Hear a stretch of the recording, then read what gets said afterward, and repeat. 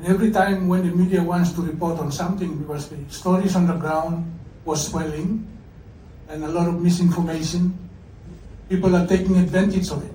Because elections in Papua New Guinea, as you know, is very, very volatile.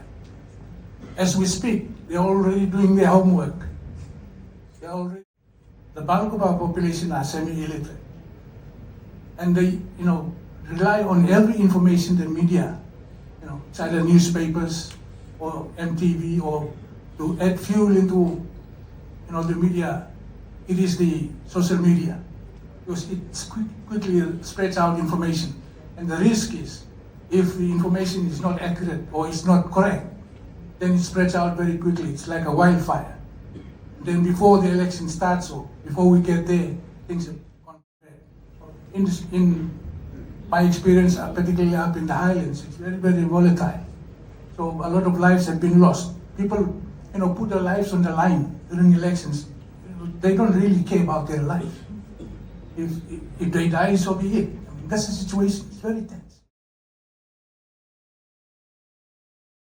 Those, who wants to contest in the elections, it is their responsibility to ensure they properly educate their supporters.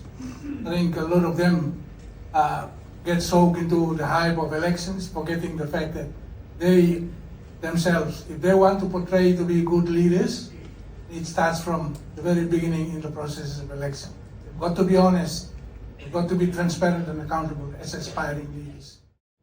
Now, one question that I normally ask myself, if the person that you're putting your whole life on to win, if he wins the election, is he going to come back and look after you?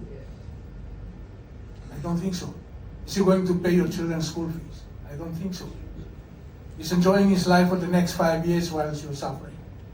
So let's educate ourselves to ensure that let's not engage in things that could destroy you and your life, your families, your well-being, your business. That would be my part. I'd like to recommend would be, before the election starts, the media should be out and about by now.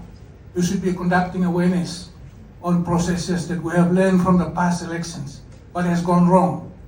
It's no good waiting until the election starts and then you start to mingle around and start picking up stories, because it is very risky to do that. It would be good to engage with the police, with the Electoral Commission, and conduct pre-election operations. And you should be one of the key roles in ensuring that you disseminate the right.